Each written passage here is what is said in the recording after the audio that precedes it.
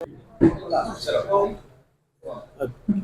तर ही जी पत्रकार परिषद आहे 9 ऑगस्ट क्रांती दिवशी शेतकरी, दिव्यांग आणि निराधार जे वंचित घटक आहे त्यांच्यासाठी एका मोठ्या मोर्चाचं आयोजन आम्ही केलेलं आहे। किमान 3 ते 4 किलोमीटर आम्ही सरकारला त्या दिवशी विभागीय आयुक्ताच्या मार्फत निवेदन देणार आणि त्या निवेदना संदर्भात जर सरकारनं निर्णय घेतला नाही तर मग आम्ही निर्णय घेणार।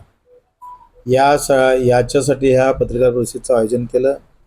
आमचे महाराष्ट्राचे अध्यक्ष आहे अनिलजी गावंडे, उत्तर महाराष्ट्र अध्यक्ष अनिलजी चौधरी आणि आमचे जाधवजी मराठवाडा प्रमुख, मी त्याच्या तयारीला लागलो आहे। आणि शेतकरी आणि दिव्यांग आणि निराधार तर आमचं असं मत आहे का श्रममूल्य हे जपलं गेलं पाहिजे। आपल्या देशामध्ये अधिक व्याधी असणारे लोक, अधिक अडचणीत असणारे लोक, अधिक कष्ट करणारे लोक पण कमी पैसे भेटणारे लोक, यावर सातत्यानं अन्याय होत आहे। एकतर जातीनिहाय योजना येतं किंवा मतदारांना खुश करण्यासाठी काही योजना आणल्या जातं, त्या आणाव्या, परंतु श्रमावर आधारित काहीच नाही आहे। श्रमावर आधारित असणं फार महत्त्वाचं आहे। ज्यांना अधिक व्याधी आहे, 2 पायने, त्याला तुम्ही 1000 रुपये महिना देणार, आणि ज्यांचं शरीर सगळं व्यवस्थित आहे, श्रीमंत आहे शरीराची, त्याला अधिक जास्तीचा महिना देत असाल तर ही जी काही तफावत आहे ह्या दूर करण्याचा प्रयत्न आम्ही करतो आहे। जसं शहर आणि ग्रामीण, शहरातल्या लोकांना 2.5 लाखाचं घर आणि गावातल्या लोकांना 1.25 लाखाचं, तर ही जी आर्थिक विषमता या देशामध्ये निर्माण करून पाहत आहे त्याला खरं तर हा मोर्चा उत्तर देणारा असेल। अनेक गोष्टी आपल्याला ऐकता येईल का इंजिनियरला भेटणारा एकूण रोज आणि त्या सडकीवर काम करणाऱ्या मजुराला भेटणारे मजुरी, ही सगळी विषमतेकडे नेणारी आहे। आम्हाला दाखवलं जातं का जाती धर्माचा किंवा झेंड्याचं राजकारण आमच्या समोर आणलं जातं, हिरवा, निळा, पिवळा, भगवा, पण खरी लढाई ही जाती धर्माची नाहीच आहे। खरी लढाई गरीब आणि श्रीमंत, जे बेमानीनं ज्यांनी पैसे कमावले त्यांची आणि कष्टानं जगणाऱ्या लोकांची खरी लढाई आहे। साधं उदाहरण जर सांगितलं तर मुंबईला 6000 एकर जमीन ही 6 पारसी लोकांजवळ आहे। इंग्रजांनी ही जमीन त्यांना त्यांची हुजगेगिरी केली म्हणून दिलेली आहे।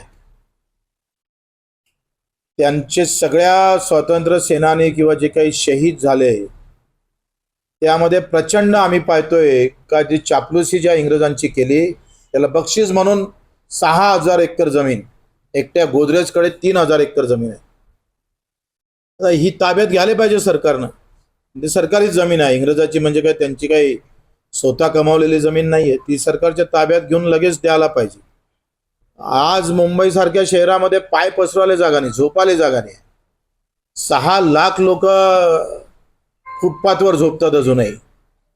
ही अशा प्रकारची विषमता जी निर्माण होत आहे, एकटे ह्या जमिनी जरी ताब्यात घेतल्या तरी अर्ध कर्ज महाराष्ट्राचं फिटू शकतं, एवढी ताकद त्या जमिनीमध्ये आहे। त्या अनेक विषमतेच्या विषय आम्हाला सांगता येईल, वेळोवेळी ते सांगत राहू। आणि त्यासाठी 9 तारखेला क्रांतीदिनी या सगळ्या गोष्टीचा आम्ही त्याचं उत्तर मागण्यासाठी हा मोर्चा काढतो आहे, जो जाती आणि धर्मावर आधारित नाही तर कष्टकरी, कामकरी, शेतकरी, शेतमजूर, दिव्यांगाच्या मूळ प्रश्नावर आधारित आहे। यासाठीच एवढं आपल्याला सांगण्यासाठी हे पत्रकार परिषद घेतली आहे। त्याची पूर्वतयारी म्हणून आम्ही आता इथं बसलो आहे। आपण याला अधिक त्याला प्रसिद्ध करावं अशी विनंती करतो। आता पहिले 9 तारखेला आम्ही आंदोलन करू, त्यानंतर ज्या पारशांचे हे जागा त्यांनी भडकवली, ज्यांनी इंग्रजांसोबत हात मिळवणे करून त्यावेळेस जो काही त्रास भारतीयांना दिला, त्यांचे सगळ्या जागा आम्ही शोधणार आणि मग आम्ही ताब्यात पण घेणार। दुसरं पाऊल आमचं ताब्यात घ्यायचं राहील। जिथं जिथं इंग्रजांसोबत हात मिळवणे करून जो वार भारतीयांवर केला त्याचे पुतळे जरी असेल तर ते पुतळे सुद्धा आम्ही तोडणार आहोत। ते पुतळे पूर्ण तोडून टाकणार एक भारतीय म्हणून. कारण या देशामध्ये जाती धर्मावरच्या लढ्या निर्माण करून खऱ्या प्रश्नाकडे दुर्लक्ष करण्याचा जो प्रयत्न होत आहे, तर आम्ही एक हिंदू आणि मुस्लिम म्हणून नाही तर एक भारतीय म्हणून ही आंदोलन आम्ही पुढे रेटणार आहोत.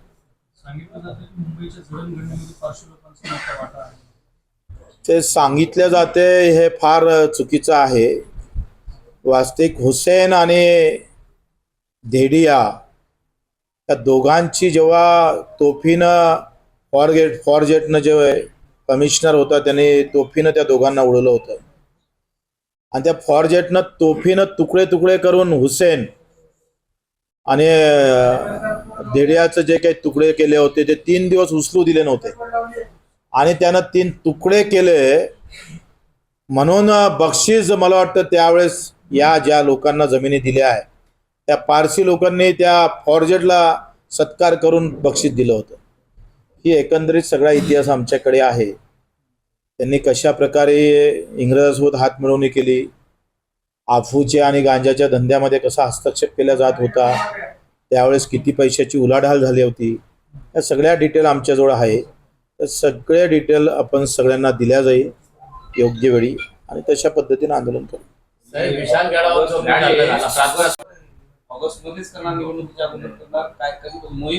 निवडणूक आणि हा विषय नाही आहे. निवडणुकीत हे मुद्दे आले पाहिजे. आम्ही निवडणुकीसाठीच करतोय असं समजा, 100% निवडणुकीसाठी करतो आहे. पण जाती धर्माचे प्रश्न नाही तर सगळ्या जातीतल्या गरिबाचे प्रश्न हे मुद्देच झाले पाहिजे निवडणुकीवर. जाणून बुजून करतोय लक्षात घ्या. ताकाले जायचं भांडं लपवायचं बच्चू कडूला सवय नाही, तसं कधी आयुष्यात करणारही नाही. निवडणुकीत हे मुद्दे का होत नाही? निवडणुकीत जाती धर्माचे जेवढे मुद्दे होते हे मुद्दे गरिबाचे का होत नाही? आज गरिबाला झोपायला घर नाही आहे त्या मुंबईमध्ये आणि 6,000 34,000 एकर पैकी 6,000 जमीन जर 6च पारसियांजवळ राहत असेल तर त्यावर सरकारनं निर्णय का घ्यावा नाही? म्हणाले की ज्यांना गरज नाही त्यांना पैसे मिळतात आणि निराधार दिव्यांगांना मदत केल्या जात नाही. तुमचा रोख लाडकी बहीण लाडकी भाऊ याकडे आहे? माझ्यावर कोणावर रोप नाही आहे. माझं असं स्पष्ट मत आहे का व्याधी पाहून आणि कष्ट पाहून योजना केली पाहिजे. हाय त्या योजना चालू ठेवा.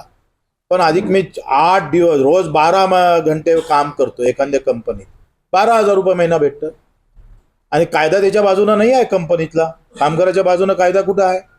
मी सांगतोय का एकंदरीत त्याचे कष्ट कुठं मोजल्या जातं? या देशामध्ये कष्ट मोजायची व्यवस्थाच नाही. श्रममूल्य संपलेलं आहे देशामध्ये आणि मग घरी बसून मला योजना भेटत असेल तर मी काम कसं करणार आहोत? त्या द्या, पण व्याधी पाहून द्या. 2 पाय नाही, हात नाही, डोळे नाही. निराधार महिला आहे, त्यांना खरंच गरज आहे. अडचणीत आलेला कुटुंब आहे, ते शोधा. आम्ही शोधत असतो अडचणीत असणारे परिवार. मग अडचणीत असणाऱ्या परिवारासाठी काय आहे? तुमच्यासाठी काही नाही आहे. माझं असं म्हणणं आहे तुम्ही ज्या योजना सुरू केल्या त्याचं स्वागतच आहे, पण या सगळ्या गोष्टीचं चिंतन मंथन व्हायला नको. कोणी या याच्यावर बोलायला नको. दिव्यांगाचं मी अभियानाचा अध्यक्ष आहे. एकही फाईलवर माझी सही होत नाही. फक्त जिल्ह्यात जाऊन त्या दिव्यांग बांधवाच्या तक्रारी घ्यायचं याच्यासाठी मी स्वतः मागून घेतलेलं आहे. तर आम्ही प्रत्येक जिल्ह्यात जातो, त्यांच्या तक्रारी ऐकू घेतो. अभियानाचा म्हणजे जनता दरबारचा अध्यक्ष दिव्यांगांच्या बांधवाचा, त्याला काही फाईल आमच्याकडे येऊन जातं किंवा फिरतं असं नाही आहे. आणि म्हणून त्याचा प्रयत्न धर्माबद्दल बोलला तुम्ही. विशालगडावर जो भ्याड हल्ला झाला, प्रार्थना मला असं वाटतं का विशालगडाच्या खाली जो हल्ला झाला, तोडफोड झाली, त्याचा आम्ही निषेधच करतो. पण विशालगडावर जर एकंदरीत जर आपण विचार केला तर गडानं या राज्यासाठी देशासाठी प्रेरणादायी आहे. तो इतिहास घडलेला आहे. राजस्थानासारखे गड महाराणा प्रताप सोडून बाकीच्यांनी सगळी जी काही मोगलांसोबत आपली काय म्हणते गाठेभेट्या करून किल्ले साबित ठेवले असा महाराष्ट्र नाही आहे. हा महाराष्ट्र लढला आहे आणि ते गड किल्ले लढले आहे महाराष्ट्राचे. त्याचं पावित्र्य राहिलं पाहिजे ना. हा हिंदू मुसलमानाचा प्रश्न येत नाही. मुसलमान असू दे का हिंदू असू दे, गडावर कोणाचंही अतिक्रमण होता कामा नये. ते हिंदूचं असू दे का मुसलमानांचं असू दे. पण खाली जे काही मंदिर तोडलं, काय धर्मस्थळ तोडलं, त्याचा निषेध करू. त्यांनी तोडलं असेल त्याला अंदर टाकलं गेलं पाहिजे. असं होता कामा नये. का मुस्लिम आहे तर कारवाई होणार नाही, हिंदू आहे तर कारवाई होणार, किंवा हिंदू आहे तर कारवाई होणार नाही असं नाही. गुन्हा असतं आणि त्याच्या संदर्भात कारवाई आम्ही हे सहन केलेलं आहे. 350 गुन्हे दाखल करून घेतले बच्चू कडून, कारण आम्ही गुन्हा केला होता म्हणून आम्ही बोलतही नाही त्याच्याबद्दल. पण जे गुन्हेगार आहे त्यांना ते झालीच पाहिजे सजा. तोडफोड झाली होती शिवभक्तांनी तोडफोड केली असं म्हणतात गावामध्ये खाली गडाच्या पायथ्याला. ते मला माहित नाही, कोणी असो, शिवभक्त असो का आधी कोणता भक्त असो. म्हणता येईल का हा, त्या लोकांना शिवभक्त म्हणता येईल का? शिवभक्त आता छत्रपती शिवरायांनाच मस्जिद उभारली आहे. इवन त्यांच्या एकंदरीत सैन्यामध्ये जेव्हा अफझल खान चालत आला तेव्हा किमान 1000 फौज हे पठाणांची होती आणि तेव्हाचे अर्धे हिंदू मराठे हे अफझल खानाच्या विरोधात होते. इवन विशालगडाचा आणि पन्हाळगडाचा आपण जर इतिहास पाहिला तर जेव्हा पन्हाळगडावर सिद्दीकी जोहरनं जेव्हा वेढा टाकला तेव्हा त्या वेड्यातून निष्ठासाठी शिवानेवा काशीद हा न्यावी समाजाचा पहिलं बलिदान झालं. दुसरं बलिदान बाजीप्रभू देशपांडेंचं झालं आणि तिसरं जे होतं विशालगडावर जेव्हा पोहोचत होते शिवाजी महाराज जाणार तेव्हा मराठा जो काही वतनदार होता तो शिवाजी महाराजांच्या विरोधात उभा होता तिथं तलवार घेऊन. कदाचित तेव्हा तर त्याचं नाव मला सुर्वे का कोण आहे त्याचं आठवत नाही. तो जर मधात अडवा नसता तर बाजीप्रभू वाचले असते कदाचित. इतिहास हा जातीचा नाही आहे, धर्माचा नाही आहे. इतिहास छत्रपतीचा न्याय अन्यायाचा आहे. न्याय अन्यायाच्या बाजूने तुम्हाला आठवत नसेल अजूनही जिजाऊचं पत्र अजूनही सिंदखेड राजाला उपलब्ध आहे. त्यात सरळ म्हटलं आहे का रयत महत्वाची आहे. ते कुठल्या धर्माची आहे आम्हाला माहीत नाही. इथं कष्ट करणारा आणि इमानदारीनं जगणाऱ्याला कोणी हात लावता कामा नये. जे हात वरते येईल ते छाटण्याचं काम या स्वराज्यामध्ये झालं पाहिजे. त्यासाठी गड किल्ले काय आमचं राजे पण गेलं तरी 72 एवढं स्पष्ट जिजाऊनं सांगितलं आहे. आणि त्याच्यानं मला वाटतं कोणी ती लढाई छत्रपतीमध्ये हिंदूचे असं म्हणता येणार नाही. ते न्याय हक्काच्या बाजूचे होते. धर्म हिंदू होता हा भाग अलग आहे, पण ते न्याय हक्काच्या बाजूने लढत होते. अतिक्रमणाच्या हल्ल्याच्या वेळी शाहू महाराज आणि कोल्हापूरच्या गादीला बदनाम करण्याचा दावा आहे. काही कसं आहे का एकंदरीत जो प्रकार झालेला आहे तो त्या गडापुरता होता आणि खाली तो कसा नेला हा होऊ शकतं. तुम्ही गडावर आंदोलन करा आम्ही खाली करतो बदनाम करासाठी असंही झालं असेल, शक्यता आहे. हा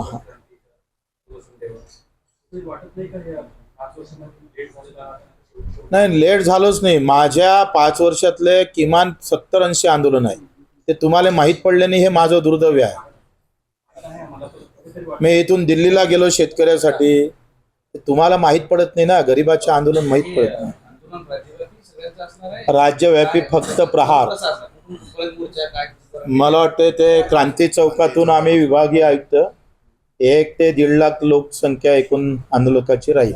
येणाऱ्या विधानसभेसाठी कसं बघता तुम्ही? विधानसभेत आम्ही मगाही सांगितलं मागण्या पूर्ण सरकारनं केली, घोषणा केल्या, शासन निर्णय जर काढले तर बच्चू कडू स्वतः लढणार नाही.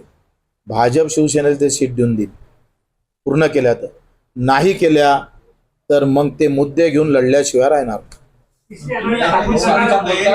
आम्ही तिसरी आघाडी आम्ही मानत नाही. शेतकरी शेतमजुराची आघाडी राहील.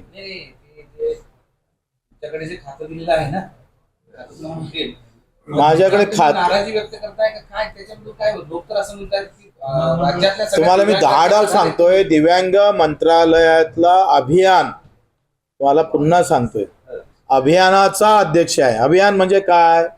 मला अभियानामध्ये काय दिलेलं आहे का तुम्ही जिल्ह्याला जायचं, मेळावे घ्यायचे, कागदपत्र जमा करायचे, जमा करून ते शासनाकडे पाठवायचे.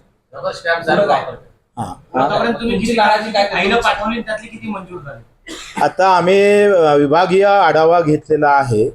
एकूण माझ्याकडे आता जे काही 15-20 जिल्हे मी फिरलो तर त्यामध्ये किमान 70-80 हजार तक्रारी प्राप्त झाल्या. त्याच्यातला एक निर्णय भाग करायला लावला कारण सगळ्या तक्रारी ह्या घरकुलाच्या होत्या. 30 ते 35 हजार तक्रारी घरकुलाच्या होत्या आणि मग ते रेटून आता घरकुल योजना धर्मवीर संभा दिघे आनंद दिघे ही घरकुल योजना दिव्यांगासाठी आपण मंजूर करून घेतली ते त्या अभियानाचंच फलित आहे. कारण येणाऱ्या तक्रारीची संख्या ही घरकुलाची जास्त होती आणि मग तो आढावा आम्ही सरकारला दिला. 15 दिवस वाट पाहणार, नाहीतर जे संबंधित अधिकारी आहे त्याला बच्चू कडू प्रहारच्या स्टाईलनं तडाखा देणार. तुम्ही स्वबळावरती निवडणूक लढवण्याची सध्या तयारी आम्ही स्वबळावर लढायची एवढी ताकद नाही. शेतकरी शेतमजुरांना घेऊन लढू, लढणार तुम्ही लढणार पक्क. 288 नाही, एवढी लढायची ताकद नाही आमची. किती शेतमजूर म्हणजे जे ताकदवर पाहू. प्रहार म्हणून तर एकटे लढणार ना, पक्ष म्हणून. हा, एकटेच. काहून देणार नाही? द्याच लागेल सगळ्या भागात. जाधव साहेबांची अजून तयारी झाली का नाही मला माहित नाही, विचारून सांगतो. तुम्ही दोन मुख्यमंत्र्यांचा कार्यकाळ जवळून पाहिलाय, दोन मुख्यमंत्र्यांचा कार्यकाळ जवळून पाहिलाय, तुम्ही इथे समर्थन पण दिलं होतं. कोणते मुख्यमंत्री तुम्हाला चांगले वाटतात? एकदम बेस्ट. आतापर्यंत दोनच नाही, मी अशोकराव चव्हाण पासून मुख्यमंत्री पाहिले तर आतापर्यंत सगळ्यात बेस्ट हे एकनाथजी शिंदे मला वाटले. माझे व्यक्तिगत मत आहे, सगळ्यात बेस्ट मुख्यमंत्री म्हणून मला ते आतापर्यंतच्या मुख्यमंत्र्यामध्ये वाटले. उद्धव साहेब पक्षप्रमुख म्हणून ठीक आहे, मुख्यमंत्री म्हणून नाही. तुम्ही आता असं म्हणाले की आमच्या निवडणूक आपण लढवणार. मीच नाही लढणार, बाकीचे लढेल, मी स्वतःने लढणार फक्त. हा, त्याचं काय, त्याच्याबद्दलची भूमिका काय तुमची? म्हणजे काय तुम्ही म्हणजे नाही मान्य केलं तर मग मला जायची गरजच नाही ना तिथे. मुद्दे संपले का विषय संपला आपला.